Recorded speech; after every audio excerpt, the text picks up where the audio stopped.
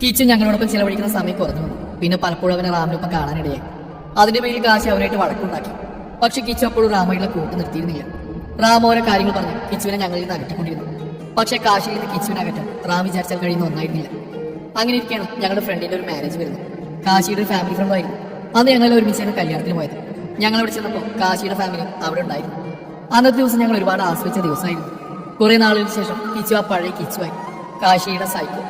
അങ്ങനെ ഞങ്ങൾ ഞങ്ങളുടേതായ ലോകത്ത് കുറച്ച് മാറിയിരിക്കുമ്പോഴാണ് കാശിയുടെ അച്ഛൻ വന്ന് കാശിനെ വിളിക്കുന്നത്. ശ്രീനിവാസങ്ങൾ വന്നിട്ടുണ്ട്, നിന്നെ തിരക്കുന്നുണ്ട്, നീ വന്നേ. ഞാനില്ല, പിന്നെ എപ്പോഴും കാണാം. കാശി താല്പര്യമില്ലാതെ പറഞ്ഞു. ഭാവി അമ്മായി പറഞ്ഞു, നീ ഒന്ന് പോയി കണ്ടിട്ട് വേണം, പുള്ളിക്കൊരു വിഷമാക്കണ്ടല്ലോ, നിങ്ങൾ ഇനി കാണാനുള്ളതല്ലേ. ആദ്യം അവനെ കളിയാക്കി. ഓടെ പൊട്ടി. കാശി അവൻ നോക്കി പല്ലിറുന്നു. പക്ഷെ അവന്റെ അച്ഛനവൻ പറയുന്ന കേൾക്കാതെ അവരെ പിടിച്ചുകൊണ്ട് പോയി. ഞങ്ങളവിടെ അവനെ കളിയാക്കി ചിരിച്ചു.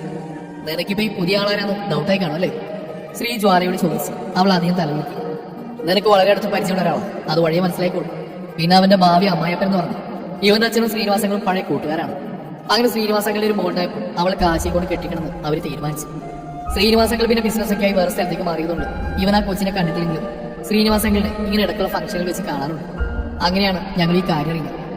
അത് ഈ പിന്നെ ഇവനെ കളിയാക്കാൻ ഞങ്ങൾക്കൊരു കാര്യം. അവനത് കേൾക്കുന്ന കളിയാണ്. അവന് ഇഷ്ടപ്പെടുന്ന പെണ്ണിനെ കിട്ടുമെന്ന് പറഞ്ഞാൽ നടക്കും.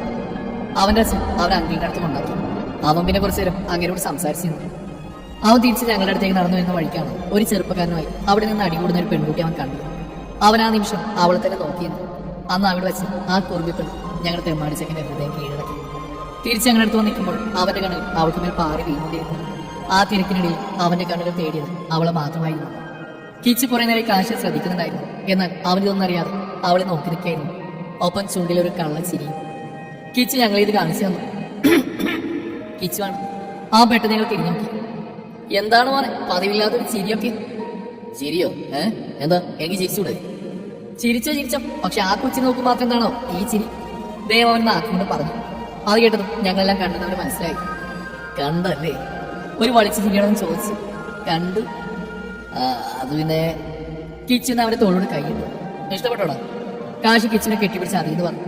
പിന്നെ ഞങ്ങളെല്ലാവരും കൂടെ അവനെ വാരിക്കൊന്നു. അന്ന് മുഴുവൻ അവൻ അവളെ തന്നെ നോക്കി നടന്നു. പക്ഷെ അവളോട് ചെന്ന് മിണ്ടാൻ മാത്രം പറ്റിയില്ല. ഒരു ചെറുക്കൻ എപ്പോഴും അവിടെ കൂടെ കാണും.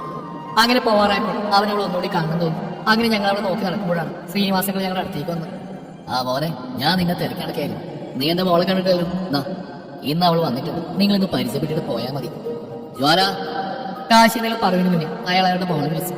അവൻ ഇത്ര നേരം തേടി നടന്ന അതേ മുഖം. ഒന്ന് എടുത്തെടുത്ത്. ജ്വാല ശ്രീനിവാസ്, ഞാൻ അച്ഛൻ. ഞാൻ ശ്രീയേട്ടനെ സംശയത്തോടെ നോക്കി. നീ സംശയിക്കുന്ന സത്യമാണ്. നീ തന്നെയാണ് ആ ജ്വാല ശ്രീനിവാസ്. പക്ഷെ കാശി എന്നെ? അതെ, ആദ്യ കാഴ്ച തന്നെ അവന്റെ ചങ്ങയിൽ കയറി കൂടി അവന്റെ പ്രണയം. നിന്നെ ആദ്യമായി കണ്ടോ സ്നേഹിച്ചും പ്രണയിച്ചെല്ലാം കാശിയാണ്. എനിക്ക് കേട്ടൊന്നും വിശ്വസിക്കാൻ കഴിഞ്ഞില്ല. കിച്ചേട്ടനേക്കാൾ മുന്നേ എന്നെ പ്രണയിച്ച കാശിയായിരുന്നു. പക്ഷെ കൂട്ടുകാരെ സ്നേഹിച്ച പെണ്ണിനെ കിച്ചേട്ടൻ എന്തിന്? എന്റെ മനസ്സാകെ അസ്വസ്ഥമായി.